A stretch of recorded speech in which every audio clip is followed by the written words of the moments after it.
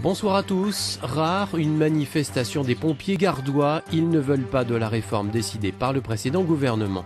Inédit, la mobilisation de la filière équine. Action ce matin à Nîmes contre la hausse de la TVA. Insolite, les œuvres du père et du fils. C'est au musée des Beaux-Arts de Nîmes. Des chevaux dans les jardins de la Maison de l'Agriculture, l'image est rare. Rare aussi la présence de l'ensemble de la filière équine dans ce lieu. Objectif, relater aux yeux de tous la fin du taux de TVA réduite qu'impose la Commission européenne. Ils auraient pu être plus nombreux pour dénoncer les dangers économiques, sociaux et environnementaux du passage de 7 à 19,6%. Sauf que depuis vendredi soir, les députés français ont voté un amendement excluant pour l'instant les centres équestres de cette augmentation.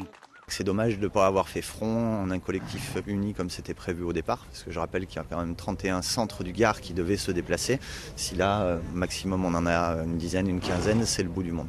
Voilà, donc c'est dommage d'avoir lâché la mobilisation, tout ça parce qu'on nous a donné un os à manger, quoi, c'est tout.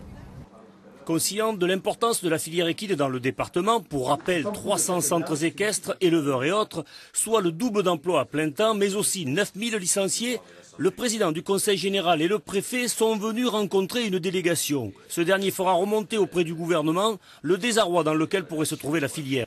C'est une vraie filière importante, ouverte à la féminisation, qui accueille beaucoup de jeunes urbains, non seulement des scolaires, mais des jeunes de quartiers sensibles. Et par conséquent, il y a un rôle social très important. C'est un sport dont je ne mesurais pas l'importance, qui est la 3e fédération de France.